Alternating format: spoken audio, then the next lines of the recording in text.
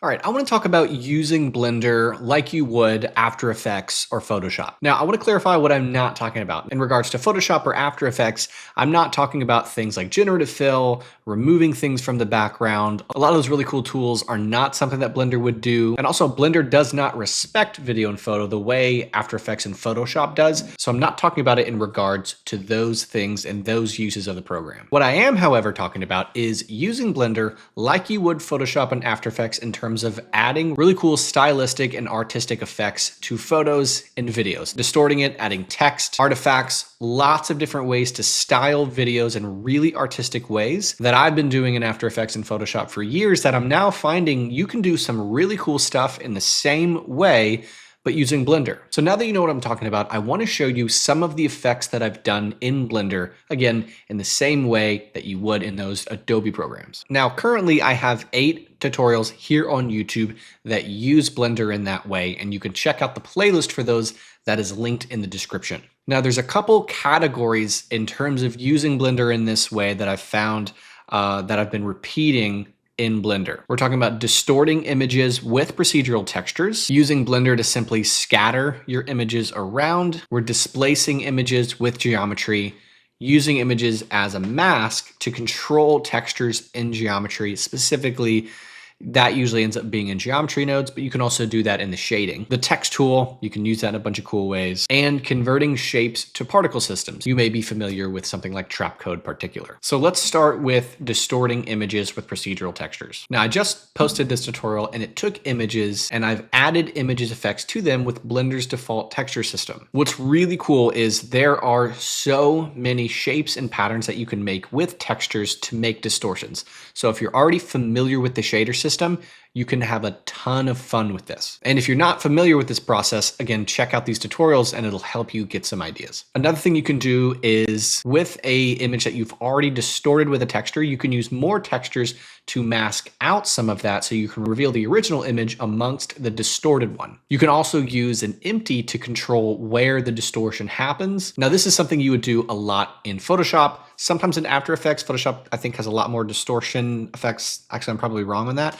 But what's really cool is we start to get into the After Effects territory because every one of these textures you can animate. Another really cool idea is placing a piece of glass in front of the image. Now, make sure that the image is emitting light, otherwise it won't work. Now, this has similar effects to distorting images with textures, but now that light is involved, there are a lot of things you can do with this. It's a really, really fun procedure. Now, back to distorting images with textures, you don't actually have to just use Blender's default textures. In this tutorial, I distorted an image of a Blender logo with an image of some watercolor paint. So it gave the logo this kind of painter looking effect. It's really cool. Also in the tutorial, I showed you how to use the same idea, but with videos as textures. So again, it can animate. We're going from Photoshop into kind of After Effects ideas, still really, really powerful. All right, so another category is using images as masks to control geometry. This is probably the most useful one, at least it's the one that I've come up with the most project files on, especially with using logos and text. So you can take some geometry, like here I have a grid of planes whose shape is affected by a noise texture. You can animate that around. What you can do then is import a black and white image. So that can be text, that can be a logo, that can be a smiley face, a shape, a circle, anything you want it to be. And once you use that to delete geometry, scale in geometry, things like that, it'll take the shape of the text or the logo that you want. Now, there's honestly so much more that you can do with this. It's super, super versatile. In fact, 3 of the Patreon exclusive tutorials from this series use that idea, importing a black and white image, affecting geometry, then taking that available geometry and doing something really cool with it.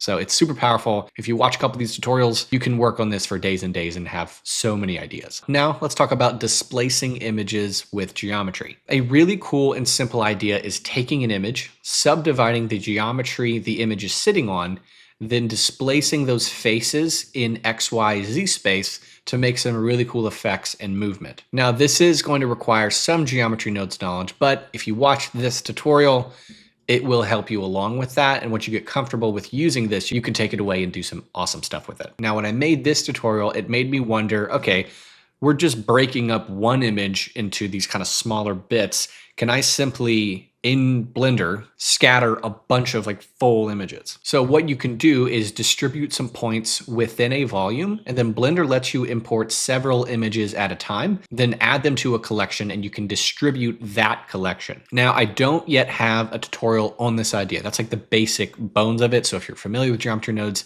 you kind of know what I'm talking about. I am planning on making a full tutorial with this. So keep your eyes out on that. It'll just be a continuation of this like Photoshop, After Effects, Blender series. So I've talked about distorting images with textures. I've also talked about using images as masks and playing with geometry using images. You can combine both of those ideas and make some really, really cool effects. So this tutorial, it takes an image and then we first distort the image with some smooth Voronoi. Then we can use the same image to mask out some geometry that gives these glowing shapes. So as that Voronoi texture animates on the video layer, it's also going to move the geometry and delete points. And it's really cool. Now in this tutorial, we took a grid and subdivided it in kind of this interesting way. I think it's called recursive subdivision.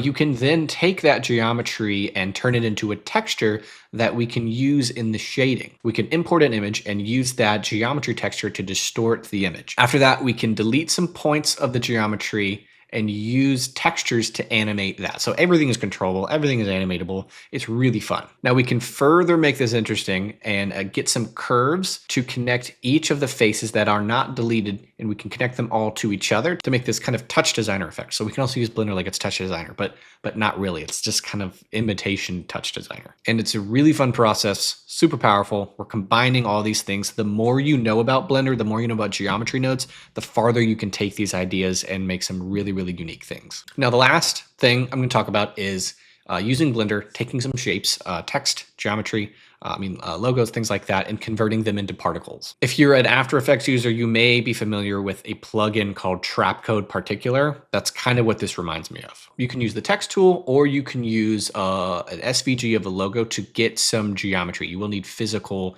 geometry to start distributing particles on that. Then you can just randomly distribute particles on the geometry. Then you can use a texture to move those particles around. Now, like I mentioned, all these things I'm talking about, I have tutorials for, so you can check out the tutorial on that and make something really, really cool. It's super versatile. You can do it on any shape, any text, whatever you want, move particles around. Because all of these things are moved around with textures, you can loop it. It's procedural. It can get really, really dense though. So have some fun. It'll force you to learn more about Blender and figure out how to optimize things, but it's super powerful. So there you guys go. That is kind of my idea of looking at Blender and using it the same way you would use Photoshop and After Effects. Can Blender replace After Effects? Obviously not. But it is an alternative way to look at Blender. How can we use it in kind of a 2D program kind of way and have some fun and do some interesting stuff? So hope that opened your brain to some new ideas if you've never looked at Blender like this and processing images and all that. But again, check out the playlist for these tutorials down below. Again, there's some exclusive content on Patreon, and you can join Patreon right now for a discount. It's the new year, 20% off an annual subscription. But with that being said, I hope you enjoyed this. Hope it gave you some new ideas, and I'll see you in the next one.